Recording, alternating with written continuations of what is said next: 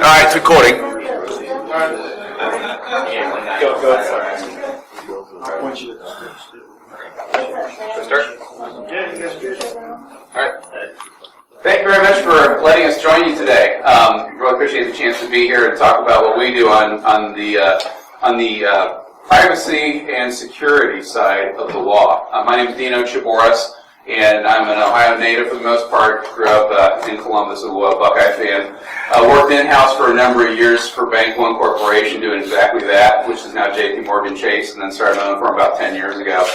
I work pretty much, I have a kind of a boutique practice, right? We focus specifically on privacy and technology and security. That's all we do. Mehmet Munar has been with me for several years before. Recently worked for IBM for a couple of years, and then recently rejoined our firm as a partner. And he and I have had the privilege of working together for a number of years on these issues, and you may have seen us at presentations over the past couple of years. So I appreciate the chance to be here. As we go through a lot of this, I'd like to welcome questions from you. Can't promise we'll have answers for you on the spot, and of course, none of this is legal advice, right? This is just news. But that being said, that we want this to be information that's useful to you, so feel free to ask questions as we go along. Mehmet, how about yourself? Right. Once again, thanks for having us. And if you'd like, I'll walk you through the outline of what we're going to be talking about mainly. We're going to talk a little bit about the data breaches in 2014 and 2015, just because it gives us a sense of the themes and trends in data breaches. Then talk a little about this possible federal data breach notification law, expanding state breach notification laws, contracting for security in the cloud, and finally talk about addressing security breaches in the cloud. So with that, let's move on to some goons. Tunes. So, you have a data breach every so often, you wish you could send goons, but then they end up coming to the wrong person because you have to work on the breach to make sure. Anyhow, themes and trends, 2014 and 2015. This is kind of a bold slide in that there's a lot to talk about here, but a few themes are that you're seeing a lot more foreign state actors in data breaches, right? I'm sure you've all heard about Deep Panda and its possible involvement in the latest OPM breach, also possibly in Anthem. There's also multi-factor authentication. That's always been around, and it's always gotten a lot of talk, but there's more and more of it lately, because specifically the OPM breach, they weren't using multi-factor authentication. In JP Chase, the server that was breached was one of the few, if not the only server that didn't have multi-factor authentication. So the chances are that, had it been used, some of this may have been prevented. Another theme that you see is the effect on corporate management, or managements altogether. You'll recall the Target CIO resigned. Shortly thereafter, Target CEO resigned. The CEO had been with the company 35 years. Given there are other financial issues that's been affecting Target, like having to close hundreds of stores in Canada, that probably affected that financial issue and the CEO resigning. But more and more, security is becoming a board-level issue, and people are paying attention to it, and if they don't, they're getting fired from it. I'm sure you've all heard that the director of OPM, Catherine Archuleta, resigned recently, and the Senate has been asking for the CIO of OPM to resign as well, so we'll see how that goes.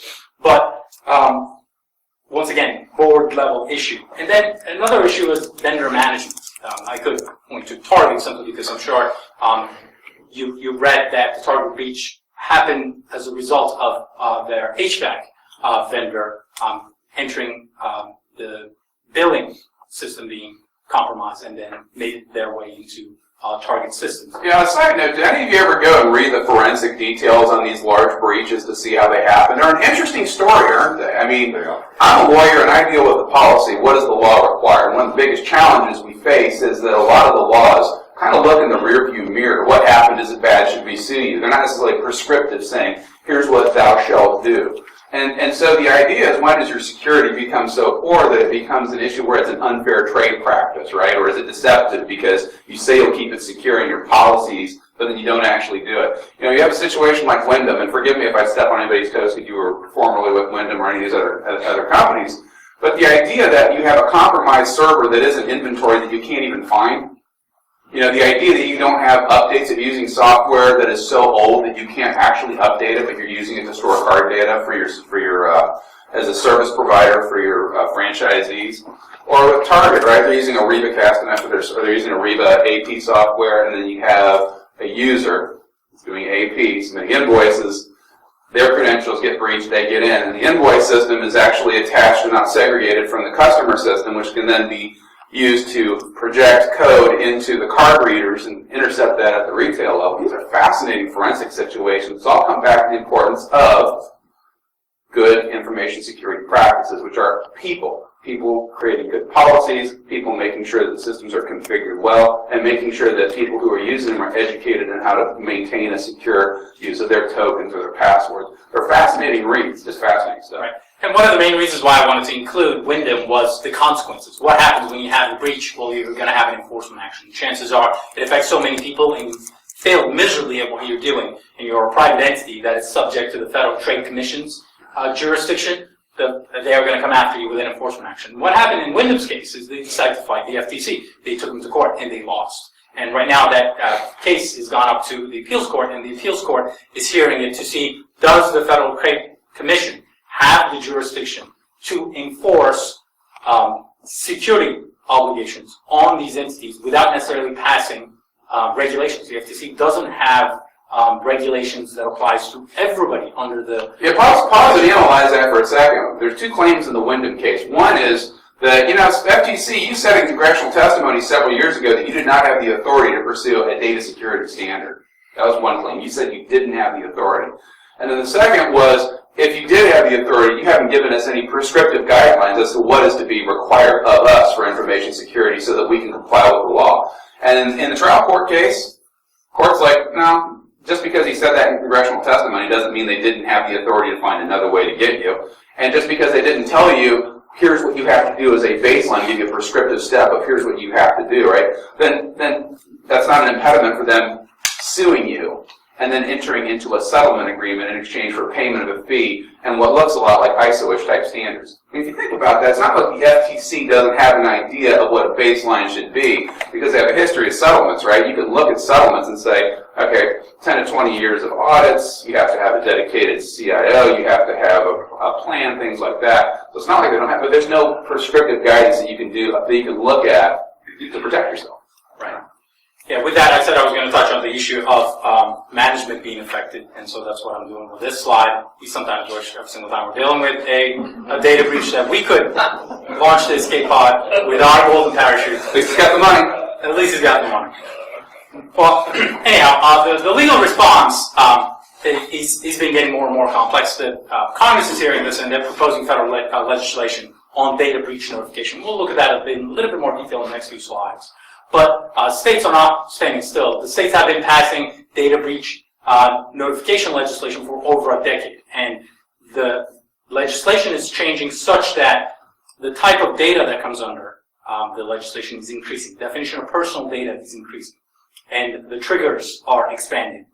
And you end up with civil liability. Inevitably, you may be hit with a class action lawsuits. That's what happened to Sony in their class action lawsuit over the PlayStation breach. And they paid over $100 million. I want to say Target dedicated something along the lines of $240 million to all their legal fees and everything else that they have to pay for the card services. And the regulators are not standing still. They are catching up to the times. The FTC just recently unveiled in the beginning of this month a new security initiative where they're going from city to city, talking more about the security obligations of businesses.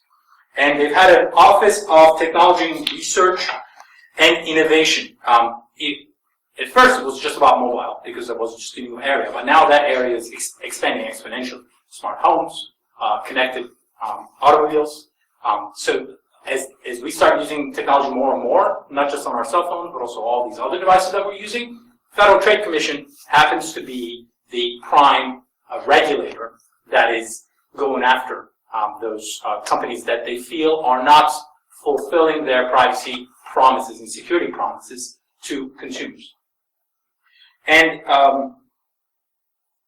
even though the FTC has been litigating the Wyndham case with Wyndham for the last year and a half almost, that hasn't slowed them down one bit. If anything, they're just expanding their security enforcement. Anything you want to add there? Yeah, everybody know who she is? It's a bonus question. This gives you extra credit. You can use that for the test at the end of this weekend. Oh no, that's not a good step. That's not the OPM lady. This is Kamala Harris, who Obama commented so positively about that Michelle made him walk it back a little bit. She's the Attorney General for the state of California, and she is aggressive on privacy enforcement. Now, don't just think federal, right? Privacy is a state issue as well. So when you get sued for privacy violations, it can include not just the feds, but there can also be state claims too. What she has done is she has really aggressively tried to create privacy codes that the industry can adopt and create their own level of baseline. So she works, for example, a lot of mobile, works with, think how many technology companies that do data mining, predictive analytics, things like that are based in California. She takes their unfair trade laws and applies them to privacy and security. And unlike a lot of states, she's tried to work with industry to create some guidelines that they can voluntarily work with so that she's not just shooting from the hip and suing random. Now, she's a state attorney general, so we call them, what, the AG. We also call those almost governor, because if they get a chance to make a good public impact, right, then they can run. They've got name recognition, which is exactly what you'd like to do. She is, I think what we would call that collaborative state government. The idea of working with industry, saying something's got to be done, but let's work this together so you know what's expected of you. It'd be nice to get that from the FTC, but some states are taking that pace. And California takes the approach that if you do something that breaks our law with one of our residents, then you have violated our law, and we can come after you regardless of what state that came from, be it Ohio, be it Massachusetts, be it New York. So you have to be careful about extraterritorial application of state law. So every privacy statement we draft, make sure that it's California compliant, that it's got the California statement in there if they've got California customers. Don't forget Massachusetts, and by now it's old news, but Massachusetts has a state law data standard that you have to consider as well. You may see these pop up time and time again as states say, let's add state claims, because the FTC can't do anything. They can't do everything, right? There's only so much they can do, so they got the big fish. Well, states can go after the ones in their own backyard as well, so I think you're going to see more and more state security regulations coming up. Yes? Do you think those federal regulations are going to be supersede the state laws? That's a great question. We're going to talk about that specifically in our next session, and there's a lot of pressure over that exact issue, because the states, especially AGs, don't want to give up that control. Right, exactly. And that brings us to the next slide. If you like, Perfect time, right on cue. We'll treat this as a primer on state data breach notification laws, because the federal law that's been proposed at the beginning of the year kind of mimics those state laws. And this was initially proposed by Obama in his State of the Union address, and sadly there hasn't been much movement on this at all. Some businesses who have to comply with these 47 different state breach notification laws would love to have one federal statute to comply with. And the way it's written right now is it would preempt state laws. So if it contradicts what federal law says, you don't have to abide by it, you just have to abide by the federal law. And the notification time is a 30-day time period. No private right of action. What that means is you don't get to sue Target because they had a breach. And this is huge. These two things are enormous. Now, my practice started, I got out of law school in '93, clerk for in-house, doing multi-state survey research for what's the maximum late charge, what's the maximum things you can charge in a credit agreement. So I really understood the interrelation between federal and state laws and how they work together. The normal way that federal regulation works is one of two ways. Either federal law preempts it and states can't regulate it, which is for important industries, right, like telephones maybe, or things like that, or where the scheme has to be so pervasive because the national economy is implicated. But for consumer protection, the normal way that the United States government has done consumer protection is federal law is a baseline. It's a starting point. And states are allowed to add to that. So you get a loan agreement, you'll see, if you live in California, this notice. If you live in Nevada, this notice, and the mouse print in the back. If you're progressive in your politics, you love the idea of the federal government having its role protecting you and states having local flexibility to do that. But when you think about the tech giants involved in lobbying privacy, they're looking at it from a, how can we do this cheaply? They would much rather have one federal law to rule them all. And so they would like to, unlike in every other situation, They want to cap that and say this is the baseline and preempt state law so that they have a level playing field with the idea of let's save money. It will cost jobs. When you get to the idea of private right of action, almost every privacy statute specifically says only the government can sue you, right? HHS, Office of Civil Rights, Federal Trade Commission. There might be some state statutes that give the state AG, but the idea of a person suing for the violation of their privacy rights, although you may get settlement letters in the mail, although you might get notices that say if you sign here you can get a refund or something or whatever, if you actually read those, you don't get squat, right? It's the attorneys that get the money for it. So I just got my TJX one last week and I scanned it so I could laugh at it and have a copy from my archives. But without a private right of action where the statute says this law gives you this much money per violation plus attorney's fees, the only time you're ever going to see those settlements in nuisance class actions and the occasional unicorn that enters into a settlement where somebody makes some money. Without that, you're not going to have any recovery. With a private right of action, lawyer hat, I will crush all your companies because I'll make each violation so expensive and take so much attorney fees from you, you'll have to raise your prices to cover it. Because think about that. What if I could sue every privacy notice that I got saying, we've had a breach, we're sorry, get your free copy of your credit. What if I could sue them for $100, right? What if I could sue every single one of those for $100 in attorney's fees? If I did have private right of action, yeah, it would protect me as a consumer, and I wouldn't have to hope and pray that there would be some class action or government regulator. But the businesses will push back and say, well, we can't afford all that. We can't have all these class actions because we're going to have all these lawyers out of New York and Chicago and LA suing us for junk claims. They want $500,000 attorney fees, and they'll want a quarter going to each violation. And so there's very strong competing arguments on these two prongs. Right. And I think if the law passed, the businesses would be very happy because they wouldn't have to comply with all these. They want that. But I'd also be remiss if I didn't mention that there have been federal breach notification laws proposals for the last decade. None of them passed. In fact, we've even stopped doing presentations on them, but for this one, because it had a little traction with all the breaches, because it's just blah, blah, blah. It's like talking about spring preseason baseball. I wonder how the Reds are going to do, right? So it's like, I got other stuff I got to do. And most recently what happened is that the 47 state attorney generals who do have state breach notification laws recently sent a letter to the leaders of both the houses of Congress and said, you need to preserve the state laws and don't preempt them. Obviously, there's not much they can do because they're not actually in Congress, but that's what the state AGs would like to see. They'd like to retain their ability to enforce their laws. Now, the enforcement actions could come from the FTC. It's mainly going to come from the FTC. If the FTC decides to do that, if the FTC decides not to bring an enforcement action, then the Attorney Generals would be able to. Who do you think is going to win? Because I see Democrat progressives versus Democrat billionaires. It's an inter-party fight. It's a tough call. The tech industry has a lot of money and a lot of lobbyists. Yes? So if you go back one slide, Sure. if that passes, is that good for consumers or bad for consumers? I want to say any state breach notification law that has good enforcement behind it is probably good for the consumer, because the state AGs will retain their ability to bring enforcement actions so long as the FTC doesn't. And FTC, as we talked about earlier, does bring a lot of enforcement actions in this area. So the Kamala Harris's of the world will still be able to bring their lawsuits. Right. So what does the law talk about? It defines personal data very broadly. It includes your social security numbers, driver's license, passport, sales and registration numbers, etc. Biometric data, all that is in there. I don't want to spend too much time talking about this. Any combination of any of these elements would be personal data. But there's also the issue of trigger. When do you have to provide a notification to consumers? And the law talks about the compromise of security, confidentiality, or integrity, or loss of computerized data with a reasonable basis to conclude that it has resulted in unauthorized acquisition or access to sensitive personally identifiable information that is unauthorized or in excess of the authorization.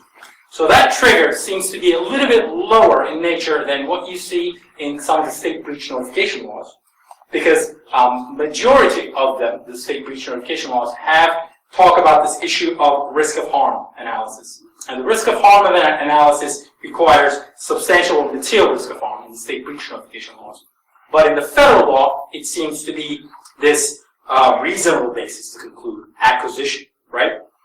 So it may end up requiring notification to consumers a lot more frequently than the state breach notification laws may. You'll see some parallels between this and HIPAA's security rule. You can start seeing little. You're like, that sounds like HIPAA. Right. And it retains notice to media, notice to federal law enforcement, notice to federal credit agencies. But one of the other issues I'd like to talk about is usually when there's a breach, you conduct your risk analysis and you determine whether or not you have triggered any of the state breach notification laws. And that analysis is usually internal. If you conclude that there is not a substantial material risk of harm and there hasn't been a breach, it's been just an incident that doesn't satisfy the definition of a breach under the state law, then you don't need to go to anybody. You just retain that data internally. A couple of years ago, a litigator called me up and said, our government client has been breached, there's been a security breach, and we want your help in helping us draft a notice that we need to send out. I said, okay, well, I can help you with the notice. Let's talk a little bit more. What got breached? Well, the system got breached. I said, well, did you get any credit card information, any personal identifiers? No, we can document that. I talked to the IT guys, and they said, no, they got into the system, but they didn't get any of the personal information. I said, well, you don't have to send a notice. Well, we need to send a notice. I want to do that. I want to do it as a matter of customer service. I said, that's a matter of inciting panic. I mean, the issue is helping people protect themselves with their data getting out into the wild. If it didn't actually happen, you don't have to do it. So it's just interesting because some people think, oh, there's a breach, we got to do something. Well, the question is first, what is the breach? And then if there's a risk of harm analysis, right? The question is it personally identifiable? And if you're regulated, you have like another filter for financial institutions or for HIPAA and whatnot. And so you have to go through that. It's not an easy question. A lot of people, especially lawyers that just happen to have that seat in the organization, will get a question from you. And they'll come back with what they think it is rather than what they've gone through because it's a complicated analysis, right? I saw a hand. Yes? Is there a requirement to preserve evidence? To preserve evidence. Yeah. Well, forensically, you would want to do that. Right. I mean, it's a matter of business record because if you're going to prove the statement in your notice is accurate, you would have to, well, the other thing too is you want to involve law enforcement, so if they're going to prosecute, you want to do that. There's a number of reasons why you would make good business sense and you would need that from an evidentiary perspective. You sure wouldn't want to delete those logs, would you? Yeah. Did I answer your question though? Did I answer your question? Okay. The risk of harm analysis that would have been kept internal as a result of the state breach notifications laws is now, as a result of this law, if it passes, would become external. You have to provide this analysis, risk analysis that you've done to the Federal Trade Commission to show them, here's what I've done, here's my supporting documentation, here's why I don't believe that there has been a breach, and you have to provide that to the FTC. And if they disagree with you, then you're going to have to do a notification. But this also goes to the issue of, do I have to preserve it? Yes, because your risk analysis is going to be second guessed, and you want to ensure that the risk analysis that you've done and the supporting documents are there so that the regulator can look at it. This makes the law fundamentally different than any other state breach notification law in terms of how you present your internal risk analysis to a regulator to second guess. I think we're hitting a note. Yes. Yeah, First hand. how do you know all the events are logged? It's a fact-driven issue. You have to find out. All you have is what you know, right? So you have a limited period of time to identify what has happened and to go through that analysis. And then if you go through the analysis with the facts that you have and you conclude that no personal data was breached, it just has to be a justifiable business decision. It has to be a reasonable business decision. If you lose control and you cannot attest, right, if there's a gap and you cannot identify where the data was, like for example, if something was lost and then it was found later, until you can document what happened during the lost period, you don't know that it wasn't cloned, stolen, or whatever. So if there's a question, you probably would have to send a notice. Depending on the industry, there's a slightly different calculus because in some situations, some data might not be likely to be used for identity theft. In other cases, it might. If you're going to say what's the general rule, you presume that it's going to cause harm unless you can document why it didn't. And so you're going to see, I think, a harmonization of these principles, right? Health data is starting to look like financial data. It's all valuable, so the rules are slightly starting to change. Everybody's adopting standards that look the same because banks are federal contractors. HHS, everybody's looking at NIST and things like that. So as you go through, you're going to start seeing some harmonization. But basically, I think if you're going to say, put the laws all down and just tell me generally what do I need to do, I think the presumption is that there's harm unless you can prove that there's not, right? So with what records you have, with what forensic data you have, the reasonability of your decision will simply be that if there was an investigation of you, your IT person responsible for that, doing the guts of it, the forensics team, would have to be able to make a statement under oath Here's what happened, here's what our decision was, and was it reasonable? If it's reasonable, then you're good. With the client that called me up, it was pretty simple, and I said, my legal advice depends on the truth of your statement. If you can confirm from an IT perspective, factually, that those databases were not compromised, and you have logs to determine when a person comes in and what they saw and what they didn't. If you can make that statement under oath, then you're good to go. So my answer is fact-driven. So it depends on the data you have. I guess I've had clients that have lost data and then came back, or they just knew that data was accessed, but they could not document what was done with it, or if it was exfiltrated. I don't think you can, unless you know that it's safe, I don't think you can say it if it's not been compromised. And you also have to realize that you know, the calculus about the law and whether or not the definitions within the law are satisfied are I would argue, small part of what you do within a data breach scenario. Because you also have to think about your customers. What kind of customers do you have? Whose data did you lose? Was it a consumer or was it a business? How big of a customer is it? Is it half your business? Would they be ticked off if you told them, in fact, that, you know, you lost some data, but really went to somebody you knew, you got it back and it wasn't really a breach? So how the consumers are going to think about the data breach that happened, how your customers are going to think about the data breach that happened, that factors in. And that becomes, you know, as attorneys talk about it, but it's not in the same sense of does it satisfy the law. It's a difference. Yeah, I mean, there's statistical research that indicates that settlements and the cost of legal resolution of something drops exponentially for companies to take the bull by the horns, call the close ones in the customer's favor, send out the notice, and then offer credit monitoring. That kind of diffuses the whole situation. So a couple more hands over there if there's something germane here. Okay, good.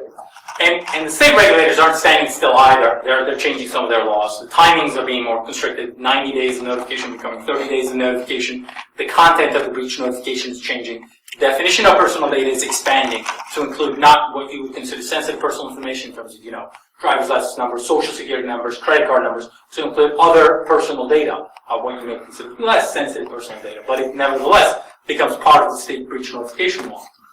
And then the obligation to, once again, notify the media and regulators are increasing as well. The attorney generals in every state want to know when there is a breach, and they want to know as soon as possible. One of the other things that is happening is, and I think this is going to be a trend going forward as well, we talked about the data breach notification laws, and that's how the laws came to be, to inform the consumer that data has been breached so they can protect themselves from fraud. I don't know how you're going to protect yourself from. How long has OPM waited to send out their notice yet? Yeah. They could have waited. It could have been a minute. It could have been, you know, 30 days or 90 days. Your fingerprints are gone. Everything you said in a, you know, security investigation interview is gone. You know, there's little you can do to protect yourself against the loss of that information, in my mind.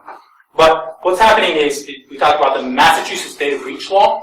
Rhode Island recently passed a law that talks about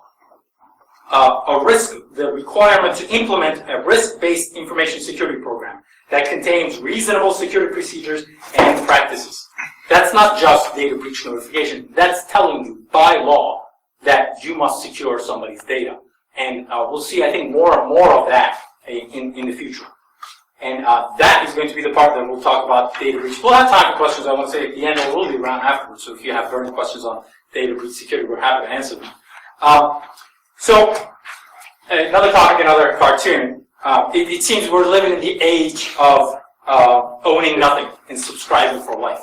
And that's, I guess, that's how the as a service concept comes around. Blah, blah, cloud and blah, blah, platform. So before we can start talking about security in the cloud, I think it's important to talk about why it may be a concern.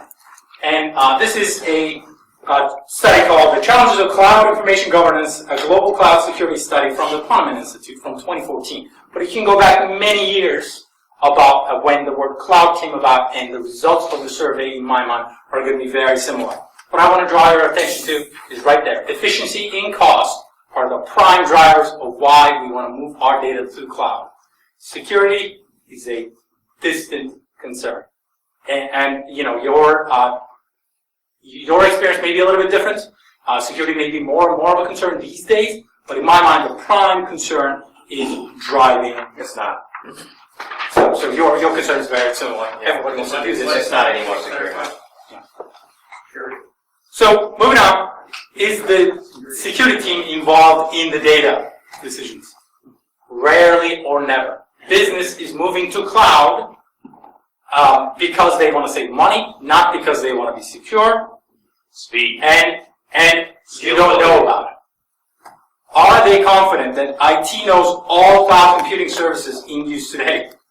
Not confident at all. This goes to the OPM breach that we talked about as well, because there were so many different contractors that were working very hard to modernize some of the systems that had been around for 30-some years, that hadn't been patched since Y2K, to try to bring them into the fold to make them modern. But so many systems, you don't know where they are. If you don't know where they are, how can you be expected to secure them? Well, I guess you're in that position more often than me. We just see this in the back end. When a data breach happens, we have to take care of that.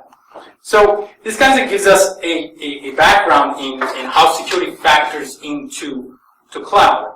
But another important thing is, how do you select a cloud service provider? Well, contractual negotiation and legal review seems to be important. So at some point, somebody somewhere, there's another question in the study that talks about who gets to look at it. As it turns out, the security people looking at it, those are not the main people who are evaluating the cloud service provider. It's the IT people who are in charge of the budget. It's a huge issue. A lot of my practice is involved in reviewing contracts for technology providers, and we deal in government vertical, financial services, manufacturing, healthcare. And we see these agreements coming in. We get new providers coming in. We get old providers coming in. What I see from time to time looks like a bill of sale. It's more of a receipt describing the service, describing what they're going to offer, and description of it, and that's it, and a fee charge after that. Well, how about some uptime commitments? What about auditability? What about getting conversion over if we terminate you? What about choice of law? Why does it say limited? Why is the only clause I see liability is limited to a refund of 3 months prior fees, yet therefore the data breach itself costs $500,000 to resolve? We've worked on data breaches before, and they range legal fees, get up there, right? $100,000 just in legal fees on putting together something that's not contested and not investigated. The contracts that we see right now that involve personal data are abysmal. A lot of them are horrible. But what happens is it's a company that's got a really good, I mean, if you take a business, let's say you take a business, right, and it's a pie chart, and you take each slice of the pie, could be HR, could be accounting, could be marketing, could be web hosting, could be tracking leads, and you outsource it. All you have is a management team, and every piece of that pie is outsourced, right? If you take a little slice of that pie, and you outsource that little sliver of 1%, to a small cloud-based provider that provides some piece of service. If all the personal data goes through that, I don't care if it's only $750 a month, if it's involving thousands of people's financial records, health records, whatever. Okay, so they're a good value provider and they can integrate this database with this service. If it goes through there, it's a weak link. It's like having this really strong fort with a little hole cut in with no door, right? So the contract issues are enormous. So I would tell you as you leave, if you see a contract that seems awful, please. But at the same time, this is a room for an opportunity, right? Something you can do something about. The chances are, you may not be there in the room negotiating the agreements when the business is moving to the cloud. But it'll inevitably happen, and somebody's going to look at the contract and negotiate. Let's hope they know the difference between SOC 1, 2, and 3, and their difference between ISO 9000 and 27001. Because if they don't, they're going to do it. We have a money bidder. But client, do you take cloud services? Do you take into consideration the level of service they're getting, whether they're doing software as a service or platform or infrastructure as a service? We do evaluate it very much so because the business need is obviously important. Our job is to advise them to how to get their business objective accomplished. Where the scales tip is just simply the amount of personal data that flows through. I don't really care about their financial data because they'll have a confidentiality clause, and that's up to them to protect their secret sauce or their code or whatever. We'll put in clauses like that. But where we get into the real troubling issues, where we have to really ramp it up, is if it involves personal data. And we deal with a lot of regulated institutions. Where it's a tiny 2-page contract with tons of personal data going through, we'll say, here's what you need to do, and then we'll try to explain logically and in English, here's the law that says you have to do it, and here's the penalties that will apply. Ultimately, we have to step back. I mean, we're the lawyers. We can't say, no, you can't do this. The law doesn't say that you can't have a bad contract. The law says if you have a bad contract, here's how you're going to get hit. right, in my mind, the slides from Quantum Institute talk about the importance of communicating your needs and your concerns as security people to other people in the organization that make these purchasing decisions and showing them these nightmare scenarios of the OPM. And IT is a key partner of ours because we want to legally make your service levels binding. We want you to have the business ability to point to the contract when I'm not around and say, hey, contract says right here's what you're supposed to do, and if not, then this says what we get. Yes? Yeah, just to make a quick statement on it, I did an interview with a major media sometime, and they wanted to talk about cloud security, and they wanted to know what the biggest issues were around cloud security. And I basically gave them a 30-minute talk on contractual negotiations. Bless you. The article never ran. Because I said that's where security fails at. Those things need to be part of the contractual negotiations and agreements. And I went through a half an hour of things when I was with a Fortune 500 that the security team actually got a link into legal early on, and we actually set in security people into contractual negotiations to make sure that those the security needs, concerns that oversee the overall corporation were part of that contract. That's fantastic. I started in corporate world before I went into a law firm. I started in corporate, went to Thompson Hine, and started my own practice. And it's pretty cool. The man that started with my firm came directly into a corporate technology practice, and then he stepped in to go into the corporate world for a couple of years and got the benefit of seeing what that environment is like when you don't charge the client. The client has needs. They need to get it done. They're looking at you to get it done, and the biggest challenge is sometimes the person you call in-house. It's like a crapshoot, isn't it? You figure out who gets it and who maybe is better at real estate or maybe better at HR or something like that. But if you have somebody that really appreciates what you do, try to find that person and roll with that because you need to have a good, it's a working relationship, right? Our job is to get you what you need, but we want to make sure that you know what the vendor isn't promising you. Right? So we help ferret that out. So I think that's great. It's a teamwork issue. And Mehmet had a chance to work with that. I think we talk about that. The biggest punishment you get for being good is the fact your network grows and they start asking you for more and then start asking you on the weekends and at night. Right. Yes? I heard you highlight personal information. Have you had any experience with export control law? Export control. What more you made? Right. But it's another one of the certification or compliance issues that your cloud service provider may or may not be aware of.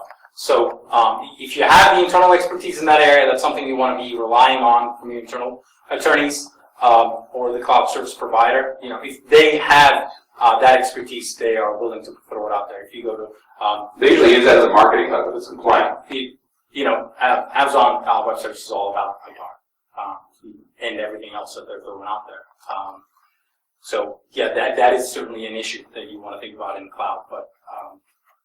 I have to talk to you afterwards about another issue. But no wonder, you know, talking about contracting puts people to sleep. That's why they're on all these interviews. Because in my mind, contracting in the cloud, contracting and everything else, is about buckets. Buckets of risk, buckets of money, buckets of data. And usually when you're entering into a contract with your cloud service provider, you're going to have your general breach clause. So it's going to be the smallest one. It's almost empty. It's going to, the cloud service provider is going to give you 12 months fees back, paid, the paid fees. If you've been there 12 months paid for 10 of them, you're not getting 2 months. So that's the smallest one, and it just relates to general breaches of the agreement.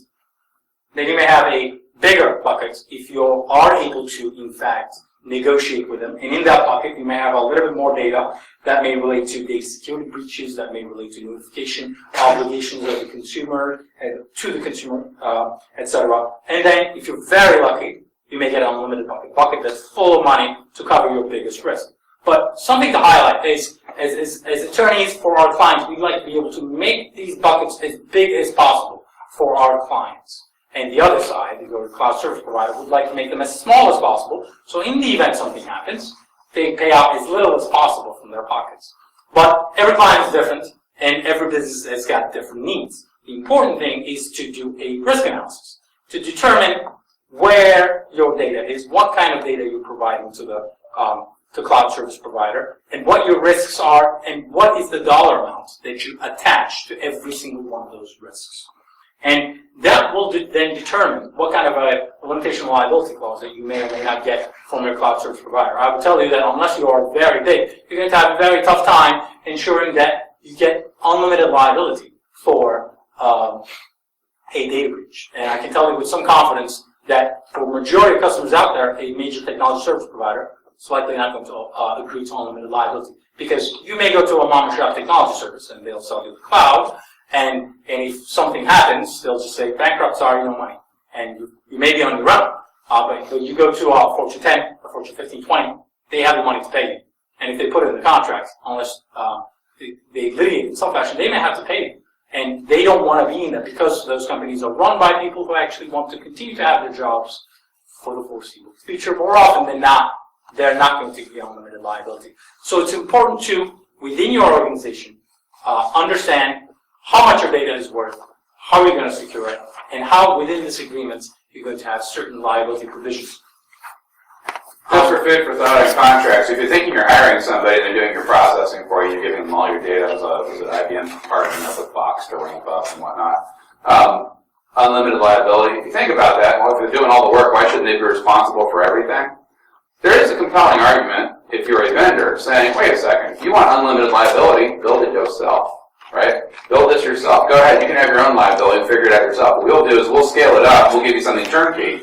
Let's go with something kind of interim. We'll pay you for a bunch, but you still have to self-insure for the difference on that. Right. And so it's kind of a shared development. So look at it as shared development costs rather than somebody's not willing to step up and deliver. Right. And we talked about the main reason of the development of cloud. Businesses are going to the cloud because of the cost. Well, as businesses who are offering the cloud service provider are driving down the cost, they also want to ensure that their liability is down as well. So the cost goes both ways. They want to make sure that they pay as little as possible from their pockets too.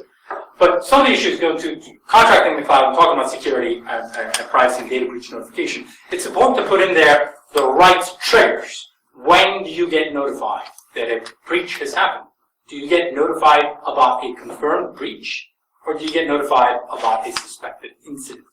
Or do you want to determine it's a breach, or do you want your vendor to determine it's a breach? Who gets to decide? Because some clauses will say, we'll notify you if there's a breach. I don't know, I want to know if there may be a breach. I'll decide if there's a breach for my client, because we may have to send out notices. I don't want a situation where the client's like, oh, I don't think there was a problem. Yeah, there's a gap, I don't care, we won't notify them.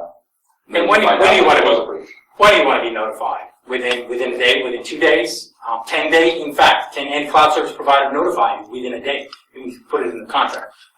Realistically, what is our organization's goal in trying to get this done? The importance of certifications. I think as the industry grows and starts coming together in certain certifications, you will see more and more ISO certifications, more SOC 2s and 3s, and the importance of maybe a NIST frameworks, because NIST is also expanding in this area too. Just recently, they released the Privacy Risk Management for Information Systems. It's just trying to put together primary vocabulary in discussing these issues. 800-54 is incorporating privacy risks in general, in addition to just security risks. So you're seeing more and more focus on this from the industry, and seeing more certifications. So it's important to ask for those, in my mind, and if you can get them, ask for the audits. But if you're a major cloud service provider, chances are they're probably not going to give you the right to audit their system services data centers anytime, because they may have thousands of customers. And if they allowed every single one of those 1,000 customers to audit their data centers, then the security team would just be inundated with serving customers who want to audit their systems. Unless there's a breach and you want to carve out, you would have a right in the event there's a potential breach, so you can do forensic analysis, but not just a general clause. Right. So some of these are going to be very tough battles to fight, and it's going to depend on where you stand in your ability to negotiate with your cloud service provider. Another important factor I want to talk about is international data flows. If you ask your cloud service provider, who has access to this data? I know where you're storing it, right? You go to Amazon, you say, in the US or Ireland, wherever, they'll tell you the data center. But who else is taking a look at it? Where are the administrators that are administering this database? Does that result in data transfers to those jurisdictions? I think in the OPM breach, they found out that they had Chinese contractors looking at OPM data. So we'll leave about subcontractors? Don't just think contractors, right? Contractors have subcontractors. You have to chase them down the rabbit hole, see what there is. Because for every contractor, there's a subcontractor for something. Business continuity, what do they back up with? Who else has access? things like that. So it may be important to ask some of these questions and not be too surprised when you realize that your data is being accessed from 20 different jurisdictions by We have subcontractors. Yeah, we have clients that segregate. We'll say we want to keep it right in this one spot. Yeah, it's stored there, but India, Pakistan, China, and Turkey, they're all going to take a look at it. And I wouldn't be too surprised if that's the way it actually works. But it's important to get those answers. Go ahead. For contractors, it's typically by the lowest bidder, too. Right, exactly. It's the issue of cost, once again. Everybody's doing this to reduce costs. And if you expect to go into the cloud because the cost is lower, the cloud service providers are trying to lower their costs, which means instead of having all your admins in the United States, now they're all out of India. Not that there's anything wrong with being in there, it's just your data is going there too when they take a look at it. So it's important to take a look at all the data security obligations that you provide to them to comply with, because now all this data is going to go there. Is all of that done through secure channels? Do you have two-factor authentication any single time that somebody accesses a web portal or something like that? Those are issues, questions to ask, answers to obtain, and rationalize, and get a specific dollar amount for. That's an access, we put all kinds of clauses in there for controls. Access proliferation, right? Need to know only kind of things. Token destruction. That's not a big disposal of things. That's not a big key put in there. There's some interesting clauses we've picked up along the way. Read what you say. Okay, speed to market, scalability, cost savings. Sounds like a tool to get legal compliance to me. Wait, no. Because you can have a clause, right? You can have a long contract that promises you a lot of functionality, but at the end of the day, what the right hand gives, the left hand can take away. So here, we and our affiliates are not responsible for unauthorized access to your account. So think about that. That's a disclaimer. Here's the keys. Go for a drive, but don't wreck it. And then there's others that are a little bit more, we maintain administrative, physical, and technical safeguards for protection of security and confidentiality and integrity of your data as described in the documentation. So for regulated companies, you're like, oh, okay, it sounds like Van Leach. Okay, we're a financial institution, or maybe that sounds HIPAA-esque. So the idea would be here they're agreeing to a contractual standard. So let's take a look at some security breaches.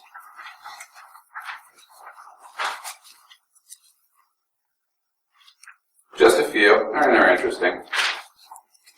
Let me get to my notes here. And then that previous one, isn't there a huge loophole if the documentation could say we don't do anything? That's a great question. You were reading your contracts. Would you The documentation says Exhibit A, documentation shall be put here. And that's the only contract you have. I have a contract right now that I'm reviewing where it's a cloud service provider providing security monitoring services. There is no service level description. It's a purchase order, and it incorporates another document that's full of blanks and not signed, right? This purchase order is signed. It incorporates a 34-page contract. It's just a general purpose contract that you can use to buy real estate or pencils. And then it says we agree to go, and then the services will be provided in accordance with the documentation. The documentation's like exhibit blank, and there's no exhibit. So, I mean, that is a great question. Just because you have a contract, do the forensic analysis, and where is that exhibit? Oh, it must have never gotten put in there. Well, guess what? You just bought vapor legalware. Yeah. But then they also have the clauses that say that we reserve the right to change this at any time without notification. I'll tell you, I always pushed that when I was at IBM. They kind of had to look at it from a security perspective. You always want to be changing your security. Right. But what do you do as a customer who sees that? You want to be able to put limits around that because, SSL dies, you want to move to TLS 1 point whatever. You want that to happen. If it stays the same, you're in trouble, right? You want to be able to provide appropriate physical administrative protections. So that maybe, one just quick answer, you could say, well, you're not going to degrade my security. Feel free to change it, so long as it gets better. I'm happy with you making those changes. But you're right, what if it can be changed? It will. Is that even contractually feasible? Is that even legal? One where I loophole? No. So let's think about this, right? It seems like the way to get into any of these cloud services, whether you're OPM or whatever, is get that user authentication, right? Find out how people are getting in and get access to it. So LinkedIn, right, 2012, not 3 years ago, about 6 to 10 million hash passwords, but not salted, where you would add random data in a one-way function that hashes a password to prevent dictionary attacks or pre-computed rainbow table attacks. You ever say that? You go to a family get-together and talk about pre-computed rainbow table attacks and just see what people say.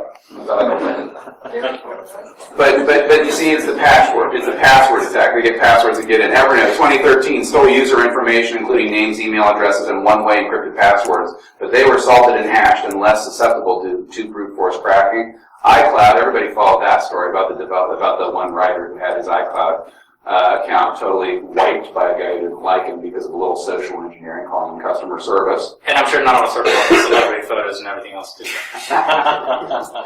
And we use two-factor authentication everywhere we can. I've got that on my phone. It's a real hassle, but at least it lays one more. I'd like to be able to say that if something happens to us, we're at least using some tools that would reduce the risk of the obvious. And I'm trying to get my wife to start using LastPass and Google Authenticator. She's slowly coming up to speed, but it's very helpful. Dropbox 2012, customer usernames, passwords, and email addresses stolen from an employee account who didn't follow password best practice. Led to two-factor authentication and appointing Condoleezza Rice on the board. And 2014, Interlink. Maybe you follow the Interlink story about Dropbox file, and you send a link with a Dropbox file that they warned them in 2013 that if you send a link that it stays live, unless you actively disable the link. If you put the link in a browser, it can be shared live to ad networks, and you can track the link and distribute that into the ad networks. So I think the issue is you can build walls around the fort, but just make sure that the soldiers that have keys are trained. I think the issue here, somebody said it's social, right? The issue here is training people on how to identify threats, how to comply with the practices, and reduce the risk of your tokens and your authentication tools being compromised so that somebody would steal your stuff and use that to just log in and have access to everything. It's almost like World War II. Remember the posters that used to read about loose lips and ships, kind of a theory, right? So the idea of reducing proliferation of things that can be used against you, you got to train people, and people have to use it. If they get suspicious emails or things like that, look for weird stuff if you can. One note I'd like to make is that you'll notice none of these companies are quite the corporate cloud service providers, are mainly consumer cloud service providers. And I want to say that that's as a result of the hackers going after the low-hanging fruit. And the assumption is, we hope that if we rely on the corporate cloud service providers, that their security is just notch above these, that the low-hanging fruit will continue to be pulled in. Hopefully your corporate data won't be released, but then that's not really confidence building. In OPM, there's no evidence the information's been used, so the press release goes, right? But boy, now that you have all that information, and you call the bank, right? There's been a problem with my account. Okay, can I have your mother's maiden name? Okay. Can I have your last purchase? Okay. I'd like to make some changes to my account. I'll have to do an online transfer. And I mean, when you have all that information, all that in-wallet type information, and in-wallet plus, you know, what are you going to do with all that? That's going to be smoking down for quite a while. So how good's your guys' security? We have a roving sniper team that really looks like plainclothes. And we have Hillary's email server, which is guarded by the. So that's safe. I think if there's a will, there's a way. And if somebody's going to hack you, they're going to get hacked. You talk about two-factor, and I've done a lot of assessments of law firms, and I had to do one. It was a social engineering to a law firm, and they had two-factor authentication on everything. So I sent emails out to the site, and I got one back. One of the lawyers was out traveling.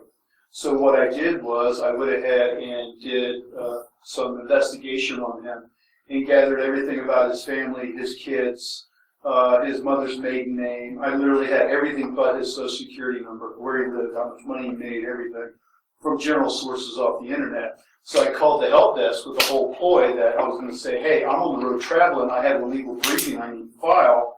I can't get in. My token for two-factor is not working. So I called them up. They picked up the phone. I said who I was, and then I had a legal briefing I needed to file. And they said, sure, Mr. So-and-so. Here's a 24-hour token number you use that can be valid. You get the Kevin Mitnick Award for the day. Here you go. Yeah. Right? I mean, isn't that the common thing? Is that once you get around customer service, I mean, I've done that. I've called into banks, and as long as you can get information, I deal with what's called, we deal on the consumer side with what's called friendly fraud.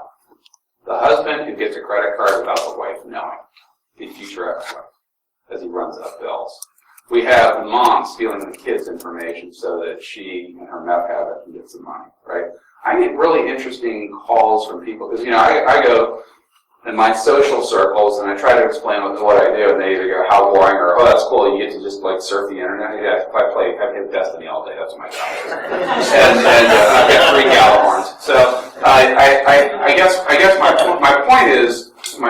point is, when I talk about what I do, people don't necessarily grasp it, but in what you're talking about with the idea of maintaining security and things like that, what I like is when people call me with real life stories. Hey, I have a problem. Hey, there's something missing in my account. Hey, my account's been accessed. And a friend calls me, and then I get to go and I get to walk through corporate customer service and find out where I went wrong and do the forensics of that chain. That makes it into my story, like a document that wasn't done or a permission that was given too quickly and things like that. I represent companies that get friendly fraud all the time. The person calls up and says, I never co-signed for that student loan.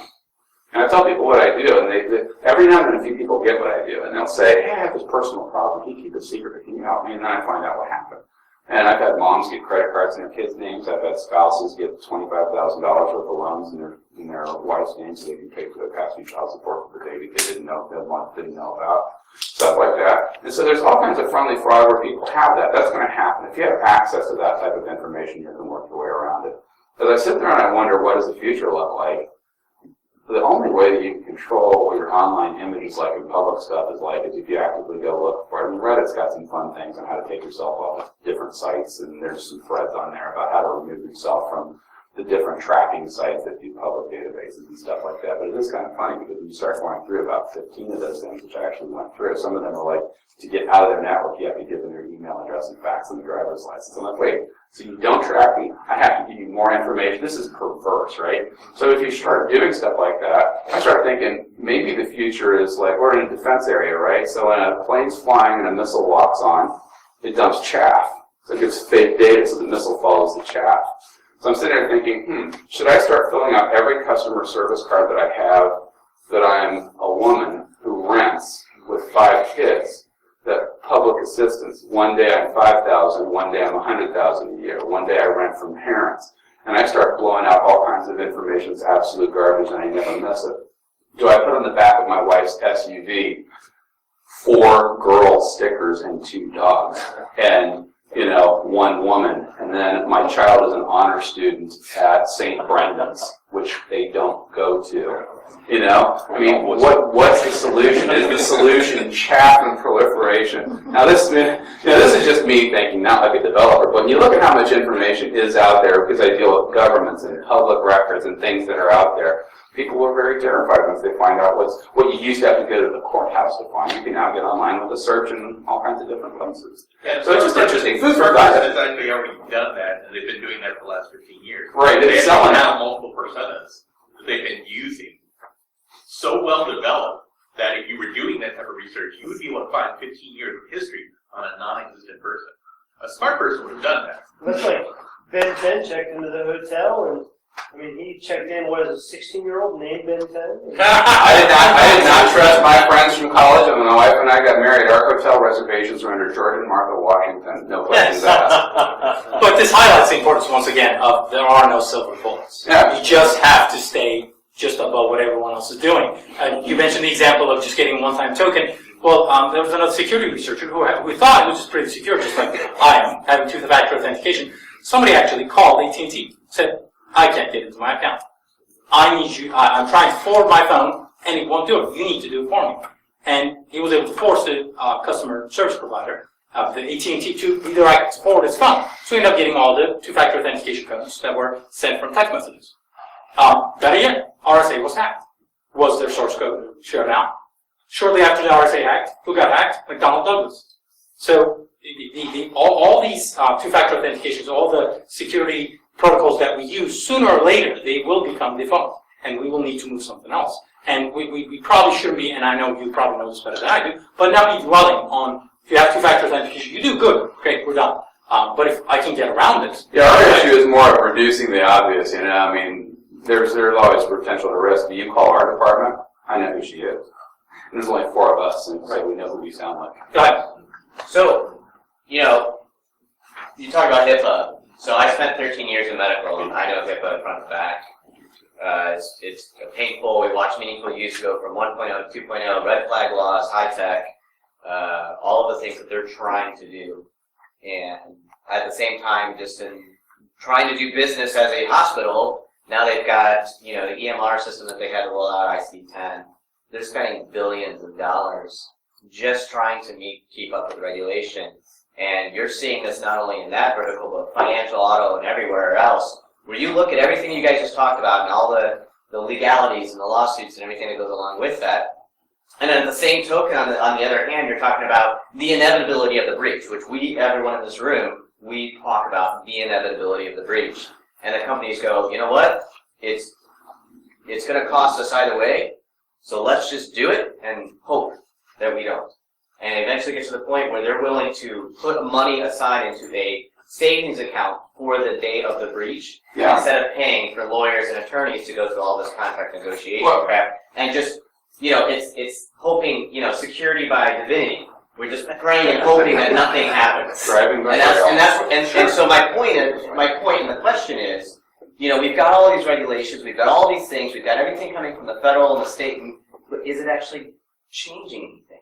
Because as long as you don't have user behavior, the issue really is user behavior. I mean, if people are not protecting their stuff, and if they're doing stuff that's imprudent in their opening attachments, they should. A lot of stuff's actually kind of basic. Social engineering, good training for that. It's risk reduction. There are examples in American society of decisions that have been made where they just price the risk in, right? Well, I'll use something simple from my background. Checks. Remember, you used to deposit a check, you write up a signature card, and you have your name on it, and they would compare the signature and your check to the card. After people started using checks, like, forget it, we have a 0.0001 denial rate. The cost of looking at a check is millions. The cost of paying a bad check is thousands. They just blow them all through and we'll catch the back end. And they price that in. You can see thoughts like that applying to security at some point where the idea, and I think the issue of cost and risk is, let's at least go for the big data pools and start doing something, and let's build some big fences and some big pools and put some tight pipes in. And there will be variations, gaps, and problems, and the pipes will crack, right? Think of plumbing, think of water. There are large water tanks that have leaks. There are problems like that. It's just an issue of cost, benefit, and risk analysis. The point is at least start somewhere. And we have clients that don't start. And I think you've also highlighted why it is that cyber insurance is taken off. People understand that sooner or later this is going to happen to you. What do you do with the risk? That you know that even if you do the best you can, you're going to be hit with. You're insured. So I think that's why this is a putting away. But at the same time, not doing anything is not an option, because that is just asking for more trouble. And companies will. They will do as little as they can. They will do as little as they can. Yeah. You irritate me. This is bugging me. This is just ridiculous. So many regulations. Blah, blah, blah. Lawyer says instead of blah, blah, blah, cloud. Right? I mean, let's be real here. Well, and that's the unfortunate reality too. Is that at my last gig, we were looking for a hosted provider, and we did I did the analysis, and I compared companies like SpiderOak and Dropbox, whatever the case may be. And the one thing that I said was, "Are you encrypting at rest?" And out of the 12 providers that I looked just for the storage, only 2 were encrypting at rest. And the HIPAA, as you guys well know, is under the breach notification. If it's encrypted, there's no breach notification. Well, but there's not a requirement, is there? It's an event. You don't have to encrypt at rest. Too much money. You don't have to. Oh, that's fine. We'll just send a notice. Yeah, exactly. Oh, they saved a lot of money. I'll save some stamps. Yep, exactly. Okay, we'll have a bad article written about us. Boo-hoo. We'll send it. But let's face it. If there comes a time when all 12 of the 12 service providers are encrypting, encryption will no longer be an issue, and it will be something else. Right. It's we're staying ahead of the curve. We're tight on time, so we probably should wrap. We had a couple other slides left on time. You want to just take us home on this one? I think we're... Yeah, I think this is the one. Something good may come out of a data breach someday. So, I